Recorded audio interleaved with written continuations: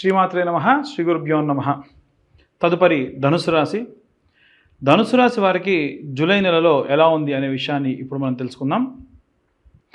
ధనుసు రాశి వారికి ఈ యొక్క జూలై నెలలో మిశ్రమ ఫలితాలు గోచరిస్తూ ఉన్నాయి.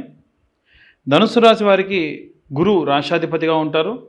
అలాగే ఈ ధనుసు రాశి వారికి 4వ స్థానంలో శనిగ్రహ సంచారం, 3వ స్థానంలో రాహుగ్రహ సంచారం, అలాగే 5వ స్థానంలో శుక్రగ్రహ సంచారం, అలాగే 6వ స్థానంలో అంటే 6వ స్థానంలో గురుగ్రహం యొక్క సంచారం, అలాగే 7వ స్థానంలో బుధుడు, 8వ స్థానంలో కుజుడు మరియు కేతుగ్రహ సంచారం. ఇక సూర్యచంద్రుడు అంటే వారు రోజు రోజుకి ఫాస్టెస్ట్ మూవింగ్ ప్లానెట్స్లో సూర్యుడు అలాగే చంద్రుడు ఉంటారు కాబట్టి వారితో పెద్ద ప్రాబ్లం కాదు. కానీ వీరు ఆ యొక్క ప్రయాణం చేసే క్రమంలో ఏ గ్రహంతో కలిస్తే దాని యొక్క ప్రభావం వీరిపైన అధికంగా ఉంటుంది. ముఖ్యంగా ఈ యొక్క ధనుస్సు రాశి వారికి 3వ స్థానంలో ఈ యొక్క రాహుగ్రహం ఉండడం వల్ల కమ్యూనికేటింగ్ సంబంధించి 3వ స్థానం కమ్యూనికేషన్ కానీ మీ యొక్క అన్నదమ్ములు కానీ అయి ఉంటారు కాబట్టి ఏదైనా కమ్యూనికేటింగ్ ప్రాబ్లమ్స్ అవ్వచ్చు. ముఖ్యంగా పిల్లలు విషయంలో ఉద్యోగం కానీ విద్యార్థులు కానీ ఎవరైతే ఉంటారో వాళ్ళు మీతో కమ్యూనికేట్ చేసేటువంటి విధానంలో ఏమన్నా ఇబ్బందులు పడేటువంటి అవకాశం ఉంటుంది. ముఖ్యంగా ఈ యొక్క వారు చెప్పాల్సినటువంటి విషయం ఒకటైతే మీరు ఇంకో విధంగా అర్థం చేసుకునే అవకాశం ఉంటుంది. రెండవది ఏమిటి అంటే ఇంట్లో ఉన్న గృహిణులు కూడా వారు చెప్పింది ఒకటైతే మీరు అర్థం చేసుకోవడం వేరేది అవుతుంది, లేదా మీరు చెప్పింది వారికి ప్రాపర్గా ఇనిషియేట్ అవ్వదు.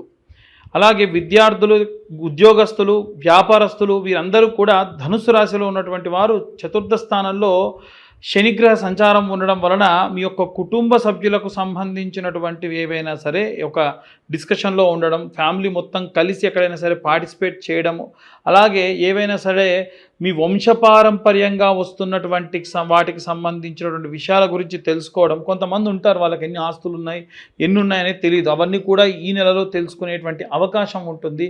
వాటికి సంబంధించి ఏవైనా సరే మీరు కట్టాల్సినటువంటి డబ్బులు కానీ మీకు రావాల్సిన డబ్బులు కానీ ఇవన్నీ కూడా ఆధారపడి ఉంటుంది. అలాగే సినీ రాజకీయ రంగాల వారికి అందరికీ కూడా సంబంధించి శుక్రుడు కాబట్టి ఈ శుక్రుడు మనకి 5వ స్థానంలో 6వ స్థానంలో 6వ స్థానంలో శుక్రగ్రహం యొక్క సంచారం ఉంది కాబట్టి శుక్రుడు 6వ స్థానంలో ఉన్నప్పుడు హెల్త్కి సంబంధించి ఏదైనా సేవా దృక్పథానికి సంబంధించి ప్రతీతి కాబట్టి ఏదైనా సరే మీరు శుక్రుడు ఈ యొక్క కలత్ర స్థానానికి ప్రతీతి, అలాగే 7వ స్థానంలో గురుగ్రహ సంచారం ఉంది. ఈ రెండు కూడా వీరికి విశేషమైనటువంటి సత్ఫలితాలు గోచరిస్తూ ఉంటాయి.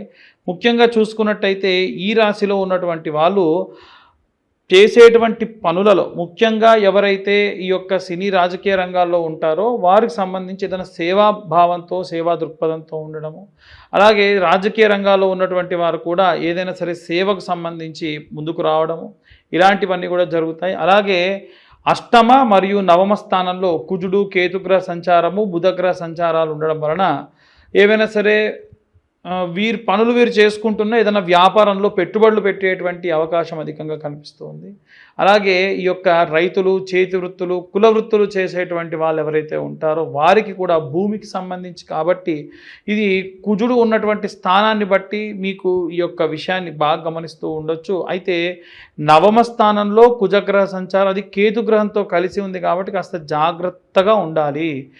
మీరు ఏదైనా సరే భూమిని నమ్ముకొని చేసేటువంటి పనులు ఏమున్నా సరే చాలా జాగ్రత్తగా మీరు ఆ పనులు చేయడము చాలా చాలా మంచిది. ఇవన్నీ కూడా గోచార రీత్యా చెప్పేటువంటి విషయంలో మాత్రమే. పూర్తిగా మీ జాతకం విశ్లేషణతో మీకు కావాలనుకుంటే కింద ఉన్న నెంబర్కి కాల్ చేయండి. మీ పేరు, మీ date of birth, time, place కింద ఉన్న నెంబర్కి మెసేజ్ చేయండి, మాట్లాడండి. పూర్తిగా మీ జాతకం విశ్లేషణతో తెలుసుకోండి. 2025 సంవత్సరంలో కేవలం 2025 రూపాయలు మాత్రమే ఛార్జ్ చేయడం కూడా జరుగుతుంది. అయితే ఇవాళ రేపు అందరం ఏంటంటే తెలుసో తెలవకో పబ్లిక్ డొమైన్లో ఉండడము, నలుగురిలో తిరగడము, అంటే ఎంత ఇంట్రోవర్ట్గా ఉన్నవాడైనా సరే ఎక్స్ట్రోవర్ట్ అవ్వడం సాధారణంగా జరుగుతుంది. ఇలాంటివి జరిగినప్పుడు దిష్టి బాగా తగులుతుంది. ఎందుకంటే చిన్న ఉదాహరణ చెప్తే మీరు అర్థం చేసుకోగలరు. మీరు ఏదైనా అర్జెంటు పనుండి ఊరెళ్ళారు, అప్పుడు మీ బంధువుల్లో ఎవరైనా సరే ఇంకేదైనా ఫంక్షన్ జరిగింది, మీరు ఆ ఫంక్షన్కి వెళ్ళకపోతే వాళ్ళు ఏమంటారంటే మన ఇంటికి ఎందుకు వస్తారు, వాడికి బాగా డబ్బు ఎక్కువైందని మాట్లాడతారు. అవునా కదా? కాబట్టి నరం లేని నాలుక, దృష్టి లేని చూపు, ఈ రోజుల్లో బాగా ఎక్కువైపోయింది. కాబట్టి జాగ్రత్తగా ఉందాం. ఈ నరదృష్టి లేకుండా ఉండాలంటే కరుంగలి మాల ధరించడం మంచిది. నేనైతే కరుంగలి మాల మీకు ఇవ్వాలి అని అంటే మీ గోత్రం పేర్లు పంపిస్తే పూజ చేసి అభిషేకంలో కానీ హోమంలో కానీ పెట్టి పంపించడం జరుగుతుంది. ఈ యొక్క కరుంగలి మాలకు ఎంత అవుతుంది అనేది కింద ఉన్న నెంబర్కి కాల్ చేసి మీ యొక్క డీటెయిల్స్ అన్ని కూడా తెలుసుకోవచ్చు. అన్ని వర్గాల వాళ్ళు ఎలాంటి మంత్రం చదవాలి, ఎలాంటి రెమెడీస్ తీసుకోవాలనే విషయాన్ని ఇప్పుడు మనం తెలుసుకుందాం. ఈ యొక్క జూలై నెల చాలా ప్రాముఖ్యతతో కూడినటువంటి నెల. మనకున్నటువంటి ఇంగ్లీష్ క్యాలెండర్ లెక్కల ప్రకారంగా చూసుకున్నట్టయితే ఈ జూలై అనేటువంటిది 7వ నెల సంఖ్యగా వస్తుంది. అంటే సగభాగం వరకు కూడా సంవత్సరంలో పూర్తవుతుంది. ఒక విషయం ముఖ్యంగా చెప్పాలి అనంటే ఈ సంవత్సరానికి శాపం తగిలిందా అనేట్టుగా ఉంటుంది. ఎందుకంటే మన ఈ 2025వ క్యాలెండర్లో ఉన్నటువంటి డేట్స్, వీకెండ్స్ ఎలా ఉంటాయో 1941వ సంవత్సరానికి సంబంధించినటువంటి క్యాలెండర్ ఇయర్ అంతా కూడా యాజ్ ఇట్ ఈజ్ అలాగే ఉంటుంది. ఈ సంవత్సరంలో మనకు ఉన్నటువంటివి ఏవైతే జరిగినటువంటి డిజాస్టర్స్ ఉన్నాయో దీనికి రెట్టింపుగా 1941లో జరిగింది. అందున ముఖ్యంగా పర్ల్ హార్బర్ లాంటి బ్లాస్టింగ్స్ జరగడం కానీ, అలాగే ఉన్నటువంటి మన యొక్క వరల్డ్ వార్ 2 జరగడం కానీ, ఇలాంటివన్నీ కూడా చైనాలో 1500 మంది ఒకేసారి మాస్గా చనిపోవడం కానీ ఇలాంటివన్నీ కూడా జరిగాయి. మనం ఈ సంవత్సరం చూసుకుంటే కాలిఫోర్నియాలో జరిగినటువంటి ఆ యొక్క అడవి అంతా కూడా తగలబడి ఎన్నో జీవులు చనిపోవడము, అక్కడి నుంచి మొదలై ముఖ్యంగా మన భారతదేశంలో పెహల్గాం దాడి కానివ్వండి, రైల్వే యాక్సిడెంట్ కానివ్వండి, మొన్న రీసెంట్గా జరిగినటువంటి ఎయిర్ ఇండియా క్రాష్ కానివ్వండి, చాలా వరకు మాస్ సంఖ్యలో జనాలు చనిపోతూ ఉన్నారు. ఇదంతా కూడా గ్రహస్థితికి సంబంధించినటువంటి విషయం. కేవలం మనకు 6 నెలలు మాత్రమే పూర్తయింది, ఇంకా 6 నెలలు జరగబోతూ ఉంది. మన తెలుగు లెక్కల ప్రకారంగా అయితే ఇంకా మనకు 8 నుంచి 9 నెలల పాటు మన యొక్క తెలుగు క్యాలెండర్ అనేటువంటిది ఉంది. కాబట్టి జనాలందరూ కూడా చాలా జాగ్రత్తగా ఉండాలి. ముఖ్యంగా ఈ సంవత్సరంలో చూసుకున్నట్టయితే మనకు గతంలో గడిచినటువంటి రోజుల్లో షష్టగ్రహ కూటమి కానీ, పంచగ్రహ కూటమి కానీ, అలాగే శని తిరోగమనం కానీ ఇవన్నీ కూడా మనం దాటుకుని వచ్చాం. అలా దాటుతూ ఇప్పుడు ప్రత్యేకంగా ఏంటంటే పలానా రాశి వారిని టార్గెట్ చేయడం అనేటువంటిది జరుగుతూ ఉంది. ఉదాహరణకు శని మీనంలో ఉన్నాడు. ఏలినాటి శని ప్రభావం మీనరాశి వారికి అది యుక్త వయసులో ఉన్న వాళ్ళకైతే మొదటి దశ, లేదా కాస్త 3 పదులు దాటిన వారికి అయితే 2వ దశగా ఉంటుంది. కాబట్టి శారీరకమైనటువంటి బాధలు కానీ, యాక్సిడెంట్స్ కానీ, లేకుంటే ఆపరేషన్స్ కానీ జరిగే అవకాశం ఉంటుంది. అలాగే ఉన్నటువంటి అన్ని రాశుల్లో శని 4వ స్థానంలో మిథున రాశిని చూస్తూ ఉంది, అంటే వారికి అర్ధాష్టమ శని. 8వ స్థానంలో తులారాశిని చూస్తుంది, అంటే వారికి అష్టమ శని. అందున ప్రత్యేకంగా సింహరాశి వారికి వచ్చేసి ఈ యొక్క కుజుడు మరియు కేతువు కలిసి ఉన్నారు.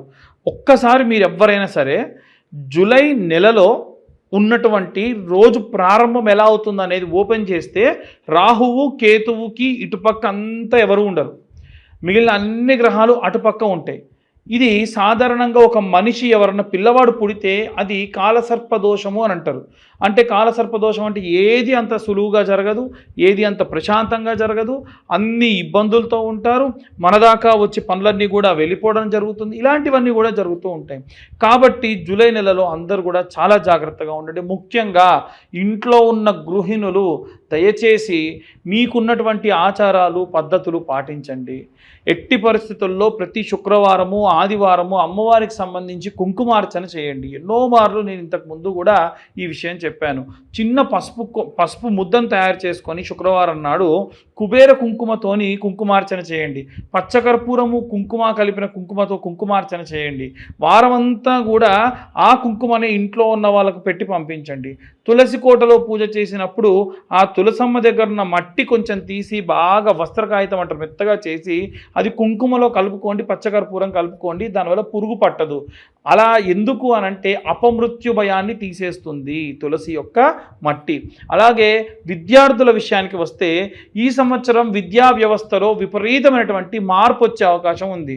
అంటే ఇప్పటి వరకు మనం చదువుకున్నటువంటి విద్య ఏదైతే ఉందో వాటన్నిటికీ కూడా అసలు ఎవ్వరూ ఊహించినటువంటి మార్పులు జరిగే అవకాశం ఉంది. పిల్లలందరూ కూడా మేధా దక్షిణామూర్తికి సంబంధించినటువంటి ఈ యొక్క జపము, మంత్రము లాంటివి చదువుకోవడం, స్తోత్రం కనీసం రోజు ఒకసారి వినడం చాలా మంచిది. అలాగే ఎవరైతే ఉద్యోగస్తులు ఉంటారో అనవసరమైనటువంటి పోకడలకు పోయి ఉద్యోగాన్ని మారాలనేటువంటి దాని జోలికి పోకుండా వీలైనంత వరకు కూడా బృహస్పతి గ్రహానికి సంబంధించిన జపం చేసుకోండి. ఆ మంత్రం ఏమిటంటే గురు అరిష్టేతు సంప్రాప్తే గురు పూజాంచకారయేత్ గురుధ్యానం ప్రవక్ష్యామి పుత్ర పీడోపశాంతయే. అలాగే ఈ యొక్క వ్యాపారస్తులందరూ కూడా వీలైనంత వరకు కనక పుష్యరాగము అనేటువంటి స్టోన్ని లాకెట్గా కానీ లేకుంటే కనక పుష్యరాగాన్ని ఉంగరంగా మాత్రమైనా సరే ధరించడం చాలా చాలా శ్రేయస్కరం. అలాగే ఎవరైతే వ్యాపారస్తులు ఉంటారో వీరు మాత్రం వ్యాపారం అభివృద్ధి చెందాలి అని అంటే నిత్యము నైమిత్తిక కర్మలు చాలా చేయాలి. ఒక గ్లాస్లో ఒక నిమ్మకాయ ప్రతిరోజు కూడా మార్చడం లాంటివి కానీ, మీ యొక్క వ్యాపార స్థలంలో ఉన్నటువంటి అమ్మవారి ఫోటోకి పసుపు కొమ్ములతోని అల్లి ఒక దండలా వేసుకోవడం కానీ, ఇలా నిమ్మకాయ ఎండుమిరపకాయలతోని అమర్చి దిష్టిగా కట్టుకోవడం కానీ, ప్రతి వారం వారం మార్చుకోవడం కానీ, పటికను పెట్టుకోవడం కానీ, వ్యాపార స్థలం అంతా శుచిగా ఉంచుకోవడం కానీ, ప్రతిరోజు కూడా వ్యాపార స్థలం విడిచి వెళ్ళేటప్పుడు ఒక పేపర్, ఇంత పొడుగు పేపర్ అడుగున కొంచెం కాల్చి కుడివైపు 3 సార్లు ఎడంవైపు ఒకసారి తిప్పి అక్కడ పడేసి వెళ్ళడం లాంటివి చేయడం వల్ల వ్యాపారానికి ఉన్నటువంటి నరదృష్టి, నరదోష, నరఘోషం అంతా కూడా పోతుంది. అలాగే ఈ యొక్క అన్ని వర్గాల వారు, ముఖ్యంగా సినీ రాజకీయ రంగాల వారు పబ్లిక్ డొమైన్లో ఉంటారు కాబట్టి వీలైనంత వరకు కూడా నరదృష్టి లేకుండా ఉండాలి అంటే కరుంగలి మాల లాంటివి ధరించడం మంచిది. కరుంగలి మాల మనం పనికి వెళ్ళేటప్పుడు వేసుకొని వెళ్ళడము, తర్వాత తిరిగి రాగానే స్నానం చేసి పూజ చేసుకునేంత వరకు దాన్ని ధరించడం, తర్వాత తీసి పక్కకు పెట్టడం, నిద్రించేటప్పుడు కానీ భోజనం చేసేటప్పుడు కానీ దాన్ని ధరించకుండా ఉండడం, ఇలాంటివి చేస్తే మంచిది. రైతులు, చేతి వృత్తులు, కుల వృత్తులు చేసేవారు కూడా ఈ కరుంగలి మాలను ధరించవచ్చు. ఈ మాలకున్న ప్రత్యేకత ఏమిటంటే మీ మనస్సు బాలేదు, ఏదో దేవాలయానికి వెళ్ళి ఓం నమ శివాయ, గణపతి దేవాలయానికి వెళ్ళి గం గణపతయే నమః అన్న మంత్రము ఆ మాలతో అలా జపం చేయండి. ఈ మాల జపం చేసేటప్పుడు ఏదైనా వస్త్రం చేతి కప్పుకొని చేయండి. ఈ మంత్రం చెప్పినటువంటి జపమాల మెడలో ధరించడానికి బాగుంటుంది, ధరించవచ్చు. వేరే ఏ మాల అలా ధరించడానికి కుదరదు. ఈ కరుంగలి మాల కావాలి అని ఉంటే కింద ఉన్న నెంబర్ కాంటాక్ట్ చేయండి.